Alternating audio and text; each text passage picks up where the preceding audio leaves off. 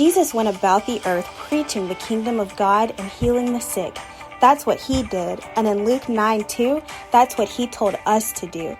In a moment, Paul Gamaliel Williams will help you understand how the kingdom of God works and how to appropriate all of your royal benefits of kingdom citizenship.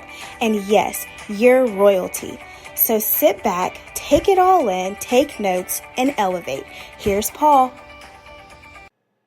Hey, thank you for clicking onto this link, and greetings, kingdom citizens.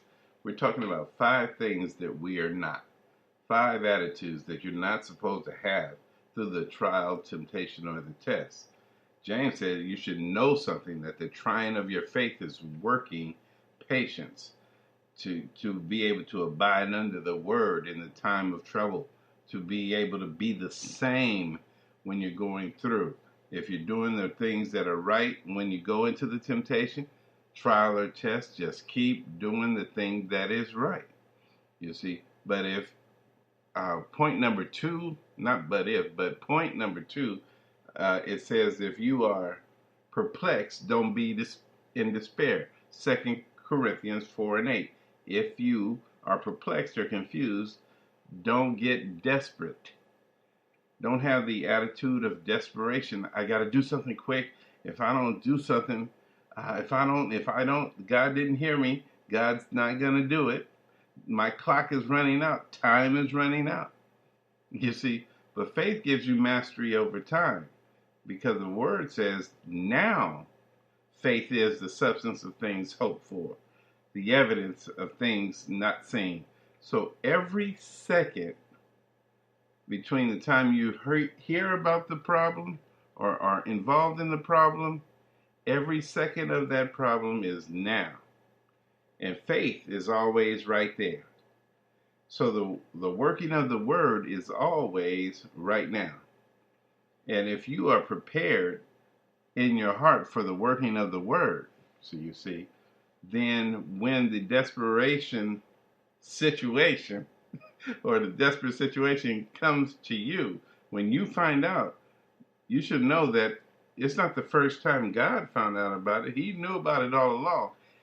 And he probably gave you a word to be standing on before the trouble hit. Because God would not leave you comfortless. He will not leave you without hope.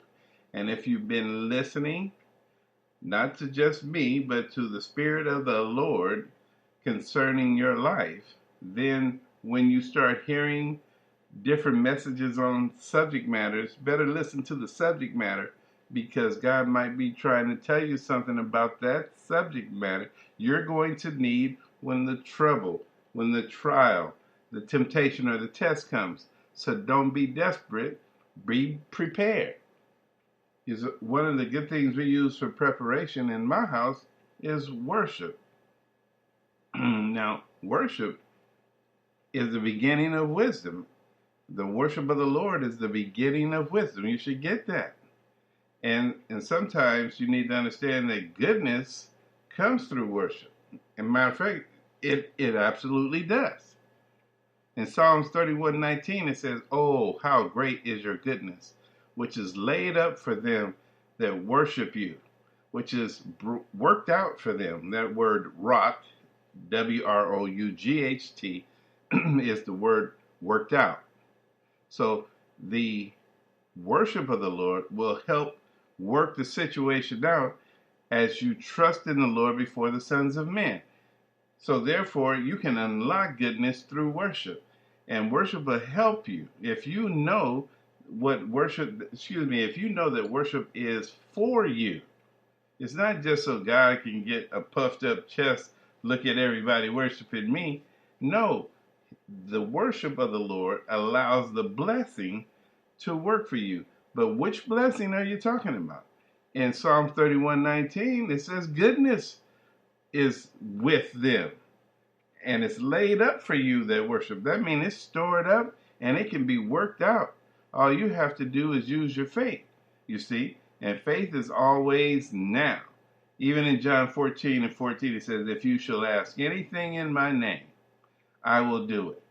So it didn't say unless it's a desperate time, unless you have more time. God is good, not be trapped. And you will not be trapped if you are prepared. So prepare your heart with worship every morning. Get up and start the offensive against the works of the enemy from the time you get up. You give the Lord time and he will give you expanded time as my time has run out, and I thank you for yours. Now we'll keep podcasting for the kingdom, and you can find us on your favorite platform.